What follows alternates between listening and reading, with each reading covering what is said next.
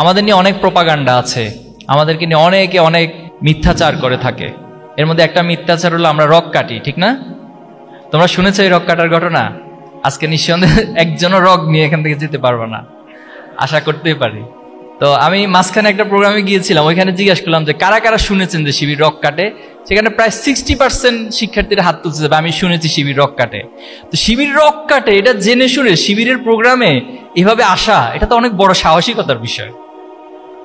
মানে কম সাহস হলে কি এটা সম্ভব যে জানি যে একজন লোক রক কাটে, অথচ তার প্রোগ্রামে এসে আমি খুব সাবলীল ভাবে বসে আছি?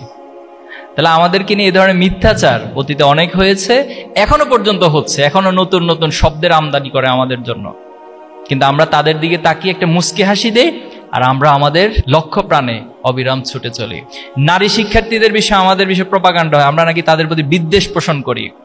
অথচ ইসলাম নারীদেরকে সবচেয়ে সম্মানিত করেছেন। আপনি যদি জাহিলিয়াতের সে সময়গুলোকে স্টাডি করে, ইসলামের পূর্ববর্তী সময়গুলোকে, নারীদেরকে একেবারে একটা বস্তু হিসেবে, একটা প্রোডাক্ট হিসেবে চিন্তা করা হতো। শুধু তাই নয়, কোনো অভিভাবক, কোনো পিতামাতার ঘরে নারী সন্তান জন্ম নেওয়া মানে এটা তার জন্য লজ্জাকর একটা বিষয় ছিল, এবং জীবন্ত সেই নারী সন্তানদেরকে কবর দেওয়া হতো।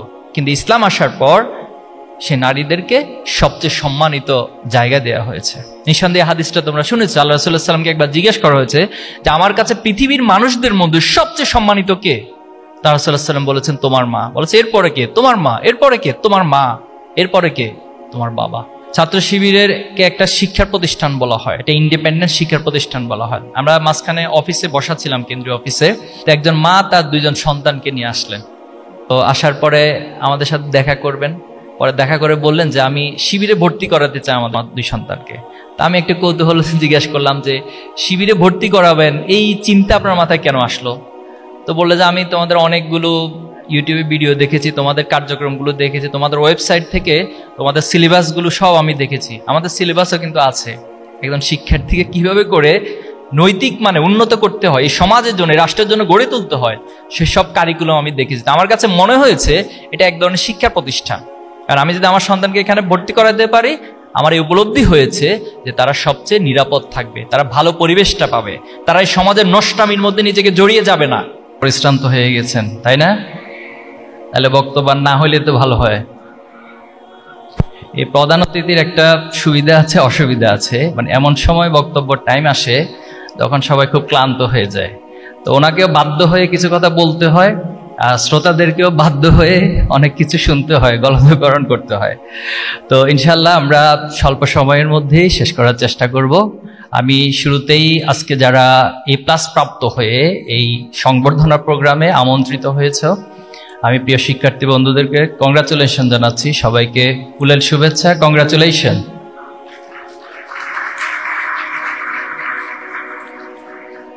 তোমাদের এই A+ প্রাপ্তির ক্ষেত্রে নিঃসন্দেহে তোমরা একটা সময় স্বপ্ন দেখেছ, যখন দেখেছ যে যারা A+ পায় তাদেরকে সমাজ সেলিব্রেট করে, সমাজ তাদেরকে সম্মানের একটা আসন দেয়, সবাই তাকে নিয়ে পিতামাতা আত্মীয় স্বজন সবাই গর্ববোধ করে। এই যখন একটা পিকচার তোমার সামনে এসেছিল, তখন তুমি স্বপ্ন দেখেছো যে আমাকে A+ পাওয়া প্রয়োজন। ঠিক স্বপ্নটা দেখেই তুমি ঘুমিয়ে যাও নাই, তুমি কষ্ট করেছ, পরিশ্রম করেছ, ক্লাস করেছ, শিক্ষক থেকে যেটা বোঝার সুযোগ হয়নি বারবার চেষ্টা করে বুঝে নিয়েছ। নিঃসন্দেহে এমন অনেকটা রাত কেটেছে যে তোমার একটা পড়া বা একটা লেসন শেষ হচ্ছে না, তোমার ঘুমে ঝিমিয়ে যাচ্ছ, বারবার চা খেয়ে অথবা কফি খেয়ে অনেক কষ্ট করে তুমি নিজের ঘুমকে বাদ দিয়ে সে পড়া শেষ করেছ, এরপর আলটিমেটলি ফাইনালি একটা ভালো রেজাল্ট করেছ। এমনটাই তো হয়েছে সবার ক্ষেত্রে। তো এই যে কষ্টের মধ্য দিয়ে অর্জন, কষ্টের মধ্য দিয়ে অর্জন, এটাই মানুষকে সম্মানিত করে, এটাই মানুষকে বড় করে। পৃথিবীর সব ক্ষেত্রেই এই ঘটনাগুলোই ঘটে। তো সে জায়গায় আমি তোমাদের পাশাপাশি এখানে যারা অভিভাবক আছেন, অভিভাবকদের প্রতিও আন্তরিকভাবে অভিনন্দন, কৃতজ্ঞতা জানাচ্ছি যে আপনাদের মানসিক সকল সাপোর্ট থেকেই আপনাদের সন্তানরা, আপনাদের পরিবারের সদস্য, আপনার ভাই অথবা বোন আজকে অর্জন করেছেন। আমি এই অর্জনের পাশাপাশি কিছু বিষয় একটু স্মরণ করিয়ে দিতে চাই। আজকে যে অর্জনটা করেছ, এটা কি আমাদের জীবনের শেষ অর্জন? এর আগে হয়তো অনেক অর্জন করেছিলাম, ক্লাস 1 থেকে রোল হয়তো 1 ছিলাম, ক্লাসে ফার্স্ট বয় ছিলাম, ফার্স্ট গার্ল ছিলাম। এভাবে করতে করতে এখন এসএসসি লেভেলটা পার করেছি। এই এসএসসির পরেও আমাদের জন্য অনেকগুলো লেভেল এখনো বাকি আছে। আমাদের জীবন কতদিন শেষ হবে কেউ কি জানি? কে জানি যে ভাই আমার মতো, আমি জানা আছে যে আমি ইনশাল্লাহ আগামী 10 বছর পৃথিবীতে থাকবো, এটা আমি কনফার্মেশন দিচ্ছি। অথবা বাংলাদেশের গড় আয়ু 60 to 70 ভ্যারি করে, আমি ইনশাল্লাহ 70 ইয়ার্স এই পৃথিবীতে স্থায়ী থাকবো, এরকম কি কারো নিশ্চয়তা আছে? নেই। তাহলে আমাদের জীবন কার কখন শেষ হবে সেটা আমরা জানি না, কিন্তু এতটুকু জানি জীবন কখনো সমান্তরালভাবে চলে না, জীবনে উত্থান পতন থাকে। কোরআনে এই বিষয়টাকে এভাবে উপস্থাপন করেছে, ফা ইন্না মাআল উসরি ইউসরা, ফা ইন্না মাআল ইউসরি ইউসরা, যে মানুষের সহজ অবস্থার পরে একটা কঠিন অবস্থা আসে, আবার কোন একটা কঠিন অবস্থার পরে একটা সহজ অবস্থা আছে। আজকে যদি আমরা মনে করি যে আমাদের এসএসসি A+টাই আমার জীবনে সবকিছু হয়ে গেছে, তাহলে আমার জন্য সামনের দিনের আলটিমেট জায়গায় পৌঁছাটা বেশ কঠিন হয়ে যাবে। এজন্য আমার জীবনে হাসি আসবে, মাঝে মাঝে কান্না করতে হবে, অনেকবার নীরবে নিবৃত্তে কান্না করতে হবে, সেটা কেউ দেখবে কেউ দেখবে না। জীবনে অনেক হতাশার কারণ এসে সামনে দাঁড়াবে, কিন্তু আমি আমার স্বপ্নকে, আমার লক্ষ্যে পৌঁছার জন্য আপ্রাণ চেষ্টা চালিয়ে যাবে। তোমাদেরকে একটু সতর্ক করি, সতর্ক করা হচ্ছে। সেলিব্রেশন তো করেছি, একটু সতর্ক করি। নিঃসন্দেহে আমার আগের বক্তারা ওই বিষয়গুলো বলেছেন। 2025 সালে তোমরা এসএসসি পরীক্ষা দিয়েছিলে 19 লক্ষ, একসাথে 19 লক্ষ প্লাস এসএসসি পরীক্ষা দিয়েছিলে। সেখান থেকে তোমরা A+ পেয়েছে 1,39,000, তার মানে বিশাল একটা সংখ্যা A+ পায়নি। মজার বিষয় হচ্ছে তোমার পরবর্তী যে ধাপগুলোতে তুমি যাবা, এইচএসসি বা আলিম পরীক্ষার পর যে বিশ্ববিদ্যালয় অথবা মেডিকেল, এটাই তো আমাদের ম্যাক্সিমামের স্বপ্ন, যে আমরা একটা পাবলিক বিশ্ববিদ্যালয়ে ভর্তি হব অথবা আমি মেডিকেলে চান্স পাবো। কিন্তু এটাকে তুমি মজার বিষয় বলতে পারো, আবার হতাশার বিষয় বলতে পারো, আবার তোমার জন্য চ্যালেঞ্জ হিসেবে একটা দায়িত্ব হিসেবে নিতে পারো, যে সেখানে সবগুলো পাবলিক বিশ্ববিদ্যালয় মেডিকেল যোগ করলে সিট সংখ্যা দাঁড়ায় 61,449। তার মানে আমার 1 লক্ষ যে A+ পেয়েছি, সেটার অর্ধেকের চেয়েও বাংলাদেশে তোমার জন্য বিশ্ববিদ্যালয়ের মেডিকেলে সিট সংখ্যা নেই। তাহলে কতটা কম্পিটিশনের মধ্য দিয়ে তোমাকে যেতে হবে। আমি আশা করি তোমরা সে লড়াইয়ে, সেই স্বপ্নে পৌঁছবা ইনশাআল্লাহ। আমাদের জীবনে অনেক অর্জন আছে, অর্জনের পর সফলতা। একটু খেয়াল করো শব্দটা, আমি জানি না খুব কঠিন হবে কিনা। অর্জন এবং সফলতা দুটোর মধ্যে পার্থক্য আছে। অর্জন মানে কোন একটা জিনিস আমার ঝুলিতে আসলো, আর সফলতার একটা টার্গেট থাকে, একটা গোল থাকে। সেই গোল যখন পুরোপুরি অ্যাচিভ হয় সামষ্টিকভাবে, তখন সেটাকে আমরা সফল বলতে পারি। আর আরেকটা শব্দ আমরা এটার সাথে যুক্ত করতে পারি, যে চূড়ান্ত সফলতা অথবা আলটিমেট সফলতা। তুমি ক্লাস 8-এ বৃত্তি পরীক্ষা দিয়েছো, বৃত্তি পাইছো, এটা একটা অর্জন, এটা নট তোমার সফলতা। কারণ তুমি বৃত্তি পরীক্ষা পেয়ে তুমি এসএসসিতে এসে ফেলও করতে পারো, এরকম অসংখ্য তোমার বন্ধুর ক্ষেত্রে ঘটেছে। আবার তুমি এসএসসিতে A+ পাইছো, এটা তোমার অর্জন, কিন্তু তুমি যখন ইন্টারমিডিয়েটে ফেল করবা অথবা A+ পাবা না, তখন এটা তোমার জন্য একটা ব্যর্থতা, যেটাকে আমরা সফল বলতে পারি না। আবার তুমি এসএসসি ইন্টারমিডিয়েট সবগুলোতে গোল্ডেন A+ পাইছো, কিন্তু তুমি কোথাও ভালো জায়গায় চান্স পাইলা না, এটাকেও আবার এক ধরনের ব্যর্থতা হিসেবে সমাজ ট্রিট করে। আর এভাবে করে আমি আমার প্রফেশনাল লাইফেও খুব ভালো কিছু অর্জন করলাম। প্রফেশনাল লাইফে সবচেয়ে ভালো, সম্মানিত এবং স্মার্ট একটা প্রফেশন আমি নিলাম, কিন্তু এরপরে আমি কোনো কারণে সবকিছু শেষ করলাম, দুনিয়ার জীবনের জার্নিটা শেষ করলাম। শেষ করার পর মৃত্যুর পর যখন আল্লাহর কাছে উপস্থিত হব, বা যেখানে যে যে ধর্মে বিশ্বাস করে, নিঃসন্দেহে আমরা এটা মনে প্রাণে বিশ্বাস করি যে মৃত্যুর পর আমাকে আমার সকল কাজের হিসাব দিতে হবে। এখন দুনিয়ার দৃষ্টিকোণ থেকে তুমি সবচেয়ে সেরা ধনী হলা বাংলাদেশের, বাংলাদেশ সবচেয়ে পাওয়ারফুল পার্সন হলা, বাংলাদেশের অর্জনের দিক থেকে তুমি সবাইকে অগ্রগামী করে সফল হলা। কিন্তু আলটিমেট যে সফল, যেটা আমাদের মৃত্যুর পরে চিরস্থায়ী জীবনে আল্লাহর পক্ষ থেকে আসবে, সেখানে যদি আমি সফল হতে ব্যর্থ হই, তাহলে আমার আগের এতগুলো অর্জন, এতগুলো সফলতা আসলে আলটিমেটলি ব্যর্থ হিসেবে ধরে নেওয়া হবে। এই প্রসঙ্গে আমি লাস্টে আবার ফিনিশিং দিব। এখন আসো আমি তোমাদেরকে শুরুতেই স্বপ্ন দেখা এবং আশাবাদী হওয়ার বিষয়ে বলবো। তোমার অনেক লিমিটেশন থাকতে পারে, তোমার চাহিদার অনেক ঘাটতি থাকতে পারে, পারিবারিক যোগান অনেক কম থাকতে পারে, কিন্তু তুমি যখন স্বপ্নগুলো দেখবা, স্বপ্নের পিছনে লেগে থাকবা, তখন সেটা তোমাকে সফলতার দিকে নিয়ে যাবে। টমাস আলভা এডিসনের উদাহরণটা আমরা দেখতে পারি। তিনি 10,000 বার ব্যর্থ চেষ্টা করেছেন বৈদ্যুতিক বাল্ব আবিষ্কার করতে গিয়ে, এবং প্রতিবার তিনি ব্যর্থ হয়ে, তিনি এটাকে ব্যর্থতা বলেন নাই, তিনি ওনার জন্য শিক্ষা বলেছেন, এবং সেখান থেকে শিখে 10,000 বারের পরে তিনি এই বৈদ্যুতিক বাল্ব আবিষ্কার করেছেন।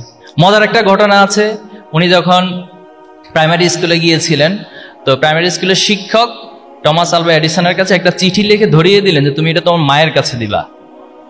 তো স্বাভাবিকভাবে তিনি সেটা আনলেন এবং মায়ের কাছে দিলেন। মা সে চিঠিটা দেখে মায়ের চোখ দিয়ে পানি বের হচ্ছিল, গড়িয়ে পড়ছিল, কান্না করছিলেন মা। তো টমাস জিজ্ঞাসা করলো যে মা তুমি কান্না কেন করছো, চিঠিতে কি লেখা আছে?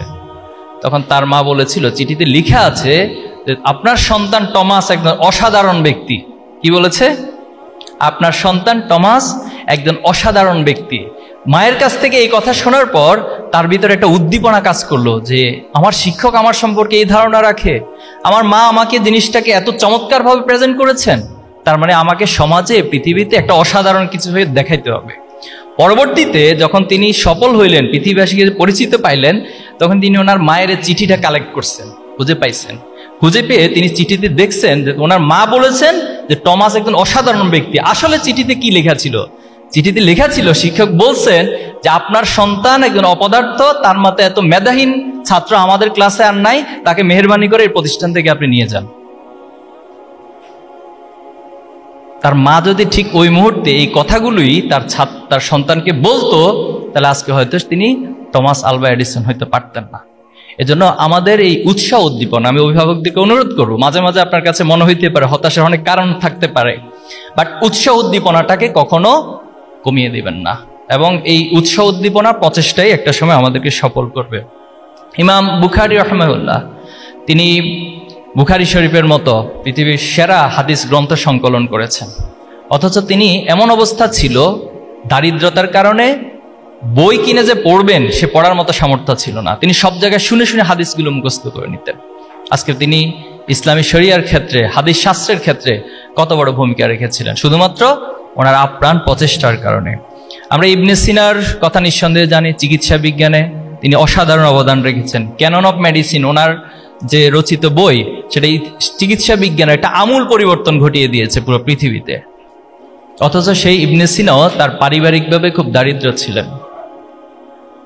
এজন্য আমাদের কাছে মাঝে মাঝে হতাশার অনেক কারণ আসতে পারে, বাট আমরা হতাশ হব না। হেলেন কিলার ছিলেন আমেরিকান ঔপন্যাসিক। তো ওনার ক্ষেত্রে একটা মজার ঘটনা আছে। তিনি ডিজেবল ছিলেন, অর্থাৎ তিনি বধির ছিলেন, অন্ধ ছিলেন। তো একটা সময় সাংবাদিকরা ওনাকে কোশ্চেন করলেন যে সৃষ্টিকর্তা আপনাকে এভাবে ডিজেবল করেছে, শারীরিকভাবে প্রতিবন্ধী করেছে, আপনাকে সৃষ্টিকর্তার প্রতি রাগ হয় না, একটু ক্ষোভ জন্ম নেয় না? তখন তিনি উত্তর দিয়েছিলেন যে সৃষ্টিকর্তা আসলে আমাকে এত অসাধারণ জিনিসগুলো দিয়েছেন, সেটাকে, প্রতিভাগুলোকে কাজে লাগাতে গিয়ে কোনটা যে আসলে আমাকে দেয়নি সে হিসাব নিকেশে আমি কোনোদিন করি নাই। তো আমাদের ক্ষেত্র আমরা যদি একটু ভাবি, আল্লাহ তাআলা আমাকে যে মেধা দিয়েছেন, আমাকে আল্লাহ তাআলা যে সামর্থ্য দিয়েছেন, যে নিয়ামত দিয়েছেন, সৃষ্টিকর্তা আমাকে যে সুযোগ দিয়েছেন, আমি যদি জাস্ট আমার সুযোগগুলোর দিকে কনসেন্ট্রেট করতে পারি, আমি যদি আমার লিমিটেশনগুলোকে ওভারকাম করতে পারি, তাহলে আমার দ্বারাও, তোমার দ্বারাও অনেক কিছু পৃথিবীতে করা সম্ভব। এবং আমরা সেই স্বপ্নের কথা, সে আশার কথা তোমাদেরকে বলবো। আমরা কাজী নজরুল ইসলাম, ইনি আমাদের জাতীয় কবি ছিলেন।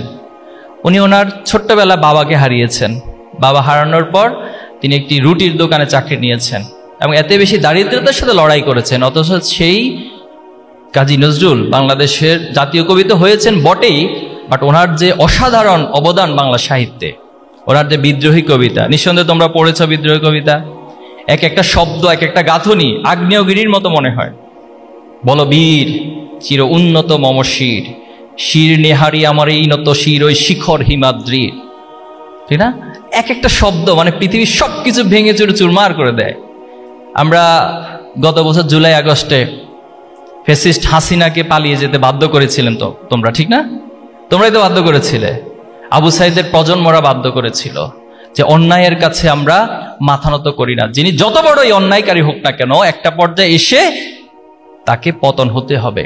এই শিক্ষাগুলো এই কাজী নজরুলের বিদ্রোহী কবিতা থেকে এই প্রজন্ম শিখেছে। এবং ওনার অসাধারণ যে কবিতা সংকল্প, থাকবো না কো বদ্ধ গড়ে, দেখবো এবার জগৎটাকে, মানে পুরো জগৎটাকে দেখার মতো একটা স্বপ্ন জাগিয়ে দিচ্ছে প্রজন্মের কাছে।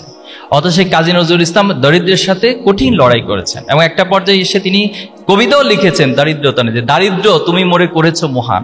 এই দারিদ্রতার কারণেই আজকে আমি এত প্রতিবন্ধকতার কারণে এত বড় সফলতার জায়গায় গিয়েছি।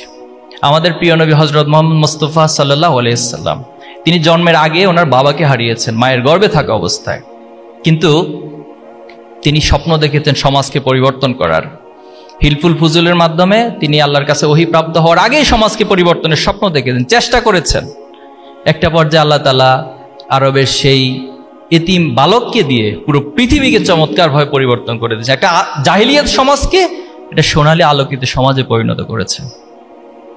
এজন্য তোমাদের প্রতি একটা অনুরোধ থাকবে। অনুরোধটা হচ্ছে যে আমি কোথায় জন্ম নিয়েছি, আমি কোন বাবা মায়ের ঘরে জন্ম নিয়েছি, আমি কোথায় থাকছি, আমি কি খাচ্ছি, পৃথিবীতে এটা কেউ ক্যালকুলেশন করবে না। বরং তুমি কি অর্জন করেছ, তুমি নিজের যোগ্যতাকে কতটুকু সমাজের কাছে, পৃথিবীর কাছে প্রমাণ দিতে পেরেছ, তুমি কতটুকু অবদান রাখতে পেরেছ, পৃথিবীর মানুষ সেটার ক্যালকুলেশন করবে।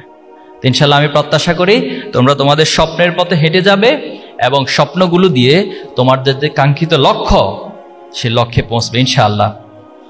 প্রিয় শিক্ষার্থী বন্ধুরা, আমরা এই দুনিয়ার অর্জন করব, কিন্তু দুনিয়ার অর্জনের পাশাপাশি আমাদের মধ্যে যদি মানবিকতা না থাকে, আমাদের মধ্যে যদি নৈতিকতা না থাকে, তাহলে এই দুনিয়ার অর্জনগুলো পৃথিবীবাসীর জন্য কল্যাণ বয়ে না এনে বরং ধ্বংস বয়ে আনবে। আজকে যদি তুমি আমেরিকার দিকে তাকাও, তারা বস্তুবাদিতার মধ্য দিয়ে, অর্থনীতির মধ্য দিয়ে, টেকনোলজির মধ্য দিয়ে পৃথিবীতে পরাশক্তি হিসেবে আবির্ভূত হয়েছে, কিন্তু তাদের নৈতিক মান, তাদের মধ্যে মৌলিক মানবীয় গুণাবলীর যে নৈতিকতা থাকার কথা সেটা না থাকার কারণে আজকে তারা তাদের টেকনোলজিগুলো দিয়ে পৃথিবীতে ধ্বংস করে বেড়াচ্ছে। দ্বিতীয় বিশ্বযুদ্ধে হিরোশিমা নাগাসাকিতে যে বোমা, অ্যাটম বোম ফেলছে, কারা ফেলছে? পশ্চিমারাই তো ফেলেছে। এটা তো মানবতার কোনো কাজ হতে পারে না। আজকে ফিলিস্তিনবাসীর উপরে কি ধরনের নির্মম নির্যাতন চালানো হচ্ছে, শিশুদেরকে, নারীদেরকে হত্যা করা হচ্ছে। কেউ আহত হওয়ার পর অ্যাম্বুলেন্সে করে হসপিটালে যাচ্ছে, সেখানে পর্যন্ত বোম্বিং করে তাদেরকে ধ্বংস করে দেওয়া হচ্ছে। একটা যুদ্ধ বিধ্বস্ত জায়গায় ত্রাণের জন্য সবাই একত্রিত হচ্ছে, সে ত্রাণ নেওয়া অবস্থায় তাদেরকে উপর থেকে হেলিকপ্টার থেকে গুলি করে হত্যা করা হচ্ছে। এর নাম মানবতা? অথচ আমাদের এখানে এসে তারা মানবাধিকার কমিশন গঠন করে, আমাদের এখানে এসে আমাদেরকে মানবাধিকার কার্ড দেয়, সবক শিখায়, দার্স দেয় মানবাধিকারের উপরে। অথচ তারাই পৃথিবীতে স্পষ্ট সবচেয়ে মানবাধিকারের লঙ্ঘন বেশি করছে। তাহলে এটার কারণ কি? আমি আমার দুনিয়ার অনেক অর্জন করেছি, পৃথিবীর সেরা ধনী তারা তৈরি করছে, পৃথিবীর সবচেয়ে ভালো টেকনোলজিস্ট তারা তৈরি করতেছে, বাট তারা পৃথিবীকে মানবতা শিখাতে পারছে না। আজকে তোমার ভিতরে উদারতা থাকতে হবে, মানুষের প্রতি মমত্ববোধ থাকতে হবে, ভালোবাসা থাকতে হবে। মানুষের কাছ থেকে শুধু উপকার নিয়ে তোমার কাছে ভালো লাগা কাজ করলে হবে না, বরং কতজন মানুষকে তুমি উপকার করতে পারতেছো, তোমার মাধ্যমে কতজন উপকৃত হচ্ছে, সেটা তোমার মধ্যে একটা ভালো লাগা কাজ করতে হবে। এর মধ্যে তুমি মানবিক হয়ে উঠবা। পারা যাবে? এজন্য দেখো, মানুষ আর পশুর মধ্যে একটা পার্থক্য আছে। আমাদের বাবা মারা বলে না সবাই যে বাবা মানুষের মতো মানুষ হও, অথবা আমাদের অভিভাবক যারা আছেন, আত্মীয় স্বজন যারা আছেন, বাবা আল্লাহ তোমাকে অনেক বড় করুক, অনেক মানে মানুষের মতো মানুষ হিসেবে তুমি যেন আল্লাহ তোমাকে কবুল করে, এই দোয়া করেন। কেন করেন? এটা কোরআনে আল্লাহ তাআলা বলছেন যে মাঝে মাঝে মানুষ এমন চরিত্র ধারণ করে, সে মানবিকতাকে হারিয়ে ফেলে, সে পশুত্বের জায়গায় পৌঁছে যায়। বলা হচ্ছে উলাইকা কাল আনাম বাল হুম আদাল, তারা পশুর মতো, মাঝে মাঝে তার চেয়ে নিকৃষ্ট। আমি কয়েকটা উদাহরণ দিই, তুমি বুঝবা। যেমন আবরার ফাহাদকে যখন হত্যা করা হয়েছে, তোমরা জানো তো এই ঘটনাগুলো, ইতিহাসগুলো একটু জানার চেষ্টা করবা। বুয়েটের মেধাবী শিক্ষার্থী আবরার ফাহাদ, সে নামাজ পড়তো, এজন্য সে শিবির, তাকে শিবির বলা হয়েছে। সে হচ্ছে কোনো অন্যায় হলে অন্যায়ের প্রতিবাদ করে, এজন্য তাকে শিবির বলা হয়েছে। পরবর্তী দেখা গেল তার বন্ধুরা কয়েকজন মিলে তাকে সারা রাত ধরে সাপের মতো লাঠি দিয়ে পিটিয়ে পিটিয়ে সারা রাত পিটাইছে, পিটিয়ে পিটিয়ে হত্যা করছে। এখন প্রশ্ন হলো, আবরার ফাহাদকে আমরা মেধাবী বলছি, ভালো বলছি, আবরার ফাহাদের সাথে যারা ভর্তি হয়েছিল বুয়েটে, নিঃসন্দেহে তারাও তো অনেক কম্পিটিশন করে, অনেক মেধার পরিচয় দিয়ে সেখানে ভর্তি হয়েছে, কিন্তু তাদের ভিতরে এই মানবিকতাটা কেন তৈরি হলো না যে আমি আমার একজন বন্ধুকে এভাবে পিটিয়ে হত্যা করতে পারি না? তার মানে তার মানবিকতার, মোরালিটির ঘাটতি রয়েছে। বিশ্বজিতের কথাও তোমরা শুনেছ। বিশ্বজিৎকে বলা হলো সে শিবিরের হিন্দু শাখার সদস্য। পরবর্তী তাকে পুরো পৃথিবীবাসী দেখেছে, মিডিয়ার সামনে লাইভ টেলিকাস্টের মধ্য দিয়ে তাকে কুপিয়ে হত্যা করা হয়েছে। এজন্য আমরা ভালো ছাত্র হব, পৃথিবীতে অনেক কিছু অর্জন করব, কিন্তু আমাদের ভিতরে মানবিকতা। তুমি ডাক্তার হও, কিন্তু মানবিক ডাক্তার। তুমি এমন ডাক্তার হইও না তোমার সামনে তোমার রোগী মারা যাচ্ছে কিন্তু তুমি তোমার টাকা পেড করার আগে সেখানে হাত দিবা না, এরকম ডাক্তার তুমি হইও না ভাই। তুমি ইঞ্জিনিয়ার হও, কিন্তু এমন ইঞ্জিনিয়ার হইও না তোমার এক ইঞ্জিনিয়ারিং এর মধ্য দিয়ে কোটি কোটি টাকা, মানুষের টাকা তুমি তোমার পকেটে নিয়ে নিবে, এমন ইঞ্জিনিয়ার হইও না। তুমি এমন শিক্ষক হইও না যে শিক্ষকের কাছে অভিভাবক তার সন্তানকে পাঠিয়ে তাকে টেনশনে থাকতে হয়, তুমি এমন শিক্ষক হইও না। এরকম অনেক শিক্ষককে আমরা পেয়েছি, অনেক পরিমলকে আমরা পেয়েছি, যাদের কাছে শিক্ষার্থীদেরকে পাঠিয়ে তারা শিক্ষার দেওয়ার নামে অনৈতিকতা শিক্ষা দিয়েছে, অশ্লীলতা শিক্ষা দিয়েছে। বরং কিছুদিন আগে আমরা দেখেছি যখন মাইলস্টোনে বিমান বিধ্বস্ত হলো, সেখানে আমাদের একজন শিক্ষিকা মেহেরিন ম্যাম, তিনি তার নিজের জীবনের ঝুঁকি নিয়ে অনেক শিক্ষার্থীদেরকে বাঁচিয়েছে, কিন্তু একটা পর্যায়ে তাকে নিজেকে মারা যেতে হয়েছে। আমরা এমন মানবিক শিক্ষক হতে চাই, পারা যাবে না ইনশাল্লাহ। আজকের এই প্রোগ্রাম থেকে শুধুমাত্র তোমাদের হাতে ক্রেস্ট দেয়া না, তোমাদের হাতে শুধুমাত্র একটা ফুল দেওয়া না, বরং তোমাদেরকে মেসেজগুলো দিয়ে ছাত্র শিবির এই দুনিয়ার অর্জনের পাশাপাশি একজন মানবিক হিসেবে মানুষত্ব বোধ অর্জনের মধ্য দিয়ে, নৈতিকতা অর্জনের মধ্য দিয়ে তোমার প্রত্যেকটা অর্জন যেন সমাজের জন্য, পৃথিবীর জন্য উপকারে আসে। তোমার জ্ঞানগুলো যেন মানুষের জন্য উপকারে আসে। তোমার এমন কোনো জ্ঞান, এমন কোনো অর্জন হবে না যেটা মানুষের জন্য ধ্বংসের কারণ হয়। পারবো তো ইনশাআল্লাহ আমরা? ইনশাআল্লাহ। এজন্য যদি তোমার ভিতরে মোরালিটি না থাকে, আমি আবার রিপিট করতেছি এই কথাটা, যদি তোমার মধ্যে মোরালিটি না থাকে, তোমার পৃথিবীর অনেক অর্জন, অনেক সফলতা একটা পর্যায়ে নিষ্প্রাণ মনে হবে তোমার কাছে, এগুলো কোনো মূল্য থাকবে না তোমার কাছে। এজন্য আমরা তোমাদেরকে সেই জায়গাটাতে যাওয়ার জন্য অনুরোধ করব। প্রিয় শিক্ষার্থী বন্ধুরা, আমি শেষের দিকে চলে এসেছি। কয়েকটি চ্যালেঞ্জের কথা বলতে চাই। আমরা যে সমাজে বসবাস করছি, যে যুগে বসবাস করছি, এটা একটা শিফটিং এর মধ্য দিয়ে যাচ্ছে, কন্টিনিউয়াসলি শিফট হচ্ছে, জেনারেশন শিফট হচ্ছে, চিন্তার শিফটিং হচ্ছে, মানুষের লাইফ স্টাইলে শিফটিং হচ্ছে। আজ থেকে ঠিক 20 বছর 30 বছর আগে তুমি ওই সময় লাইফ স্টাইল স্টাডি করো, দেখবা সেখানে তোমার জন্য এত চ্যালেঞ্জ ছিল না। আজকে ডিভাইস তোমার হাতে হাতে চলে এসেছে, ডিভাইসে হিউজ একটা সময় তোমার নষ্ট হয়ে যাচ্ছে, তোমার পড়াশোনা করার মতো কোনো সময় খুঁজে পাচ্ছ না।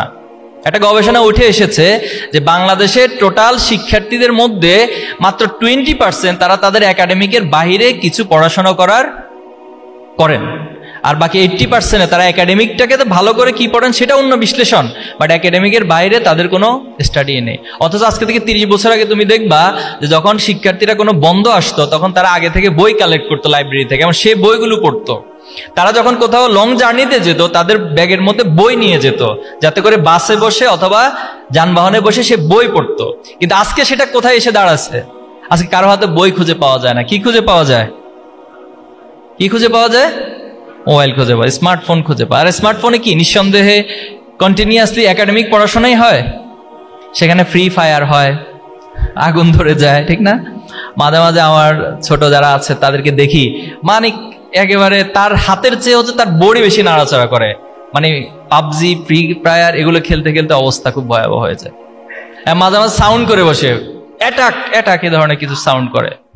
তো যাই হোক, এই জায়গাগুলো আমাদেরকে ক্ষতি করছে। আমি সচেতনতার জন্য বিষয়গুলো তুলে ধরলাম। এই ডিভাইস আসক্তি থেকে আমাদেরকে মুক্ত থাকতে হবে, এবং এটা অনেকাংশে আমাদের কিছু অশ্লীলতার দিকে ঠেলে দিচ্ছে, অজান্তে অশ্লীলতার দিকে ঠেলে দিচ্ছে। প্লিজ অনুরোধ করব, সচেতন থাকতে হবে ভাই, নতুবা তোমার এই স্বপ্নগুলো তুমি দেখেই যাবা, বাট আলটিমেটলি তোমাকে এই চ্যালেঞ্জগুলো নষ্ট করে দিবে, ধ্বংস করে দিবে। আরেকটা বিষয় চ্যালেঞ্জে বলতে চাই, বর্তমান সময়ে হারাম রিলেশনশিপ, বিষয়টা একটু খোলামেলা বলছি আমি। এই হারাম রিলেশনটা তুমি কি তোমার বাবা মাকে যদি জিজ্ঞেস করো যে বাবা তুমি কি হারাম রিলেশনকে অ্যালাউ করো, তুমি ইসলামকে আপাতত এক সাইডে রাখো, ইসলাম আপাতত পরে বিশ্লেষণ করো। তুমি তোমার বড় ভাইকে যদি জিজ্ঞেস করো যে ভাই আপনি কি হারাম রিলেশনকে সাপোর্ট করেন, বোনকে যদি জিজ্ঞেস করো, কেউ বলবে যে করি না, তোমার পরিবার করে না। ঠিক তুমি তোমার নিজেকে কোনো একটা পিতামাতার জায়গায় ভাবো, বড় ভাই হিসেবে ভাবো, তুমি তোমার সন্তান অথবা তোমার ভাই, ছোট বোন, তারা কোনো হারাম রিলেশনে জড়িত হোক, এটা কি চাও? কেউ মেনে নেয়? তা যে জিনিসটা আমি মানতে পারছি না সেটা আমার বাবা কিভাবে মানবে, আমার ভাই কিভাবে মানবে? যে জিনিসটা আমাকে আমার সৃষ্টিকর্তা, আমার ধর্ম নিষেধ করেছেন, সে জিনিসটা কখনো আমার জন্য কল্যাণ বয়ে নিয়ে আসতে পারে না। এজন্য খুব সতর্ক থাকতে হবে। এরপর হচ্ছে আমার খারাপ বন্ধুগুলো, আমি যে বন্ধুদের সাথে মিশবো সে বন্ধুগুলো আমাকে নিজের অজান্তেই এমন একটা জায়গায় নিয়ে যাবে যেখান থেকে ফিরে আসার কামব্যাক করার সুযোগ থাকে না। এজন্য খারাপ বন্ধু থেকে সচেতন থাকতে হবে। করণীয় কি এখন তোমাদের? করণীয় কি? এগুলাকে কিভাবে চ্যালেঞ্জগুলোকে মোকাবেলা করবা? প্রথমত হচ্ছে নিজের আত্মবিশ্বাস এবং নিজের গোল, নিজের লক্ষ্যের দিকে অবিচলভাবে তাকিয়ে থাকতে হবে। আমার গোল কোথায়, আমি কোথায় যেতে চাই। সেকেন্ড হচ্ছে তোমার অস্তিত্ব এবং শিকড় সম্পর্কে তোমাকে ভাবতে হবে। তুমি কোথায় থেকে এসেছো, তোমার অস্তিত্বটা কোথায়, পৃথিবীতে কিভাবে আসছো, আবার কিভাবে পৃথিবী থেকে তুমি যাবা, এই চিন্তাগুলো করতে হবে। নিঃসন্দেহে এখানে যে ধর্মেরই হোক না কেন, এটা আমরা বিশ্বাস করি যে আমাদেরকে কেউ না কেউ সৃষ্টি করেছে। এই বিশ্বাস কি আমাদের সবার আছে? আমরা সবাই বিশ্বাস করি যে আমাদেরকে কেউ না কেউ সৃষ্টি করেছে, অবশ্যই বিশ্বাস করি। তাহলে এই বিশ্বাসটা আমাকে অনেক চ্যালেঞ্জ মোকাবেলার ক্ষেত্রে সহায়তা করতে পারে। বাদশাহ হারুনুর রশিদ একবার এক নাস্তিককে ডাকলেন। নাস্তিক বলল যে পৃথিবীতে কোনো গড নাই, কোনো সৃষ্টিকর্তা নাই, সে চ্যালেঞ্জ করলো। তখন হারুনুর রশিদ ইমাম আবু হানিফাকে কল করলেন যে ওই নাস্তিককে যুক্তি দিয়ে যেন বোঝাতে পারে যে পৃথিবীতে একজন স্রষ্টা আছেন। তো ওকে একটা টাইম ঠিক করা হলো, নাস্তিক আসলো। আসার পর ইমাম আবু হানিফা রহমাতুল্লাহ ইচ্ছা করে দেরি করলেন সে প্রোগ্রামে আসার ক্ষেত্রে। পরবর্তী যখন তিনি আসলেন, আসার পর ওনাকে জিজ্ঞেস করলেন যে আপনি তো আরো অনেক আগে আসার কথা ছিল, এত লেট কেন করেছেন? তো তিনি বললেন যে আমি যখন আসবো নদীর পাড়ে দাঁড়ালাম, কোনো ধরনের নৌকা পেলাম না। তো ঠিক আমি নদীর দিকে তাকিয়ে আছি, এর মধ্যে অনেক সময় চলে গেছে।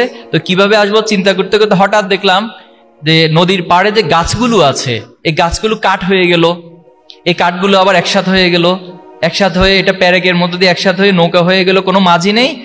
এরপর আমি নৌকাতে উঠলাম, নৌকা আমাকে এখানে নিয়ে আসলো। তো এটা জাস্ট উনি একটা ফান করেছেন অথবা একটা গল্প সাজিয়েছেন। নাস্তিক এবার তেলে বেগুনে জ্বলে উঠলো যে আপনি এ ধরনের অযৌক্তিক কথাবার্তা কোত্থেকে নিয়ে আসলেন, যে কোনো ধরনের কাঠুরি থাকবে না গাছ কাটার মতো, এরপরে নৌকা বানানোর মতো কোনো মিস্ত্রি থাকবে না অথবা কোনো মাঝি থাকবে না, আপনি এমনি এমনিতে নৌকা হয়ে যাবে, এভাবে চলে আসবেন, এটা তো একটা অযৌক্তিক কথা। তখন ইমাম হানিফা বললেন যে সামান্য একটা নৌকা যদি এমনি এমনি তৈরি না হয়ে থাকে, তাহলে পৃথিবীর এত চন্দ্র, সূর্য, গ্রহ, তারা, সমুদ্র, নদী, গাছপালা, মানুষ, এগুলো কি এমনি এমনি সৃষ্টি হয়ে গেছে? এটার কি কোনো নিয়ন্ত্রণ কর্তা নেই? অবশ্যই আছে। তাহলে সেই নিয়ন্ত্রণ কর্তার দিকে যখন আমরা দৃষ্টি রাখবো, তখনই আমাদের অস্তিত্বের জায়গাটা আমরা উপলব্ধি করব এবং পৃথিবীর এই চ্যালেঞ্জগুলোকে আমরা মোকাবেলা করতে পারবো। টাইটানিক জাহাজ যখন রওনা করেছে, জানো তো ইতিহাস টাইটানিক জাহাজের? জানো তো। তারা রওনা করার পরে বলেছিল যে আমাদের এই টাইটানিক কোনোদিন ডুবা সম্ভব না। যখন আটলান্টিক মহাসাগরের শীতল পানির মধ্যে সে রাত্রিবেলায় সামান্য একটা বরফখণ্ডের সাথে ধাক্কা খেলো, টাইটানিক জাহাজ ধ্বংস হতে লাগলো, সেখানে পানি প্রবেশ করতে লাগলো। তখন ক্যাপ্টেন বলতেছে যে আমরা খুবই সরি যে আমাদের টাইটানিক জাহাজ খুব শীঘ্রই ডুবে যেতে যাচ্ছে। এখন আমাদের কাছে only one way, that pray to God. গডের কাছে প্রার্থনা করুন। গড যদি এখন আমাদেরকে এখান থেকে উদ্ধার করে, এছাড়া পৃথিবীর কোনো সামর্থ্য না আমাদেরকে এখান থেকে উদ্ধার করবে। কিছুদিন আগে আমরা দেখেছি মাইলস্টোন স্কুল, সবাই স্কুলে গিয়েছে পড়াশোনার জন্য। বাবা মামা তার সন্তানকে পাঠিয়েছেন সেখানে পড়াশোনা করার জন্য, কিন্তু কতটা হৃদয় বিদারক ঘটনা ঘটেছে। একটি যুদ্ধ বিমান, ট্রেনিং এর বিমান সেখান থেকে হঠাৎ বিধ্বস্ত হয়েছে। তা আমরা সবাই তো এইভাবেই তো কোনো একদিন চলে যাও পৃথিবী থেকে। তাহলে এই মৃত্যুর অনুভূতি এবং স্রষ্টার সাথে আমাদের যে কানেক্টিভিটি, সেটা আমাকে এই চ্যালেঞ্জগুলো মোকাবেলার ক্ষেত্রে সহযোগিতা করবে। আরেকটি শিকড়ের কথা বলবো, সেটা হলো পিতামাতা।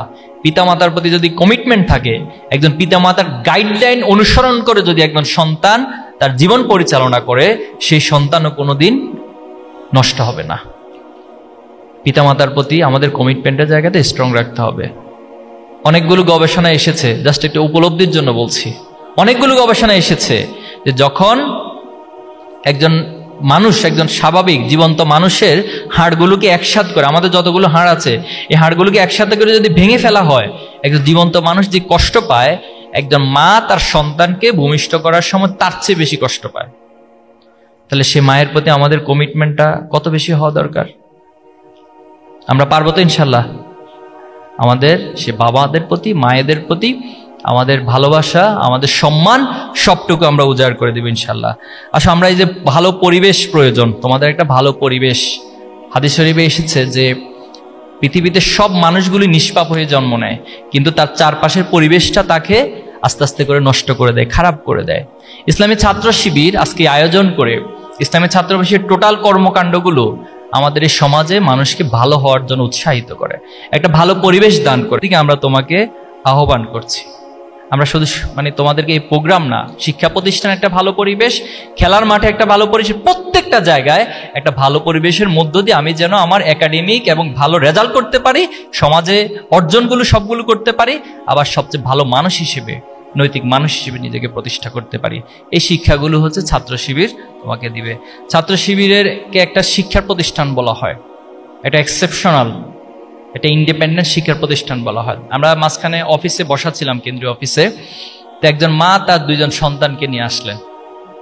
তো আসার পরে আমাদের সাথে দেখা করবেন, পরে দেখা করে বললেন যে আমি শিবিরে ভর্তি করাতে চাই আমার 2 সন্তানকে। তা আমি একটু কৌতূহল জিজ্ঞাসা করলাম যে শিবিরে ভর্তি করাবেন, এই চিন্তা আপনার মাথায় কেন আসলো?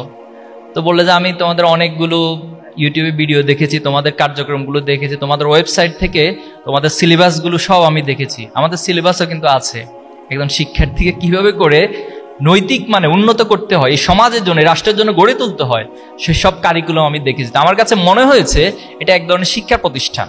কারণ আমি যদি আমার সন্তানকে এখানে ভর্তি করাতে পারি, আমার এই উপলব্ধি হয়েছে যে তারা সবচেয়ে নিরাপদ থাকবে, তারা ভালো পরিবেশটা পাবে, তারা এই সমাজের নষ্টামির মধ্যে নিজেকে জড়িয়ে যাবে না। তাহলে আজকে অভিভাবকদের যে আশা প্রত্যাশা ছাত্র শিবিরের প্রতি, সে দায়বদ্ধতা থেকে আমরা কাজ করে যাচ্ছি। নিঃসন্দেহে হাদিসটা তোমরা শুনেছো, আল্লাহ রাসূলুল্লাহ সাল্লাল্লাহু আলাইহি ওয়াসাল্লামকে একবার জিজ্ঞেস করা হয়েছে যে আমার কাছে পৃথিবীর মানুষদের মধ্যে সবচেয়ে সম্মানিত কে? তার রাসূলুল্লাহ সাল্লাল্লাহু আলাইহি ওয়াসাল্লাম বলেছেন তোমার মা। বলেছে এরপরে কে? তোমার মা। এরপরে কে? তোমার মা। এরপরে কে? তোমার বাবা। আর অন্যান্য ধর্মাবলম্বী যারা আছেন, আমরা আপনাদের প্রতি সর্বোচ্চ সম্মান প্রদর্শন করি। আপনারা আপনাদের ধর্ম পালন করবেন। ইসলামে কখনো অন্য ধর্মের প্রতি বিদ্বেষ পোষণ করা, এটাকে নিষেধ করা হয়েছে, ডিরেক্টলি নিষেধ করা হয়েছে, হারাম করা হয়েছে। আপনারা এই গল্পটাও জানেন যে আল্লাহ রাসূলুল্লাহ সাল্লাল্লাহু আলাইহি ওয়াসাল্লাম সম্পর্কে একবার বলা হয়েছিল যে তিনি মক্কা বিজয়ের পর যাকে যেখানে পাচ্ছেন হত্যা করতেছেন। তখন এক বৃদ্ধ মহিলা, তিনি তার সব কিছু ছেড়ে দিয়ে, তার ঘরবাড়ি ছেড়ে দিয়ে অন্যত্র চলে যাচ্ছেন। তো মাঝখানে আল্লাহ রাসূলুল্লাহ সাল্লাল্লাহু আলাইহি ওয়াসাল্লামের সাথে দেখা হলো।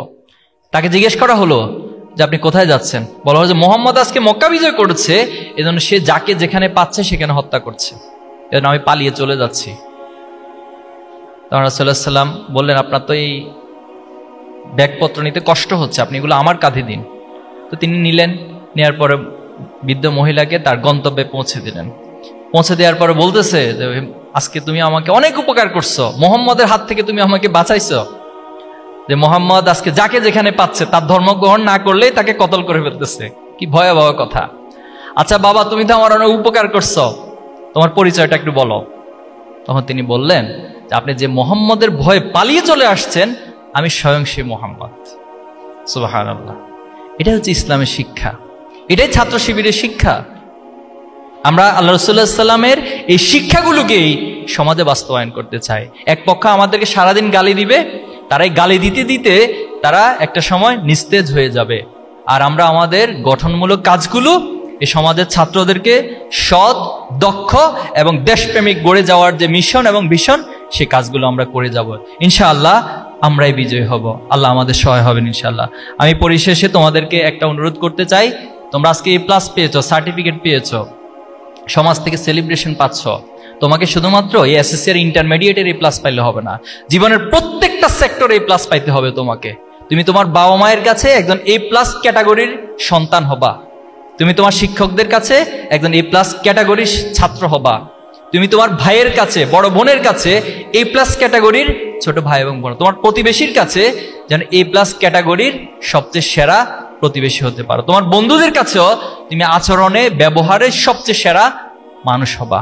আমরা এই আশা তোমাদের কাছে রাখছি এবং আমি বিশ্বাস করি আমার সামনে যারা আছো, তোমাদের হাত ধরে আমাদের এই বাংলাদেশ তার কাঙ্ক্ষিত লক্ষ্যে পৌঁছাবে। 2024 জুলাই আগস্ট যে স্পিরিট নিয়ে, যে আকাঙ্ক্ষা নিয়ে এতগুলো রক্ত, এতগুলো জীবন আমরা দিয়েছি, সে জীবনের বিনিময়ে আমরা চাই এই বাংলাদেশ একটি সমৃদ্ধ বাংলাদেশে পরিণত হবে এবং তোমাদের মধ্য থেকে আগামী দিনে আবু বকর ওমর উত্তরসূরিরা তৈরি হবে। তোমাদের মধ্য থেকেই সালাউদ্দিন আইয়ুবীর উত্তরসূরি তৈরি হবে, যারা ফিলিস্তিনে সে মানবতার জন্য কাজ করবে এবং পৃথিবীবাসীকে উদ্ধার করবে, এই জুলুম থেকে নিষ্কৃতি দান করবে। তোমাদের হাত ধরেই বাংলাদেশের এই লুটপাট বন্ধ হবে, বাংলাদেশ থেকে দুর্নীতিগুলো বন্ধ হবে। তোমাদের হাত ধরেই বাংলাদেশ তার অতীতের মতো একটা সমৃদ্ধ বাংলাদেশ ছিল, সেই বাংলাদেশে পৌঁছে যাবে। পারবো তো ইনশাআল্লাহ আমরা? আল্লাহ আমাদেরকে তৌফিক দান করুক। তোমাদেরকে অনেক অনেক ধন্যবাদ। তোমাদের জন্য শুভকামনা জানিয়ে আমার কথা এখানে শেষ করছি। আসসালামু আলাইকুম ওয়া রাহমাতুল্লাহ।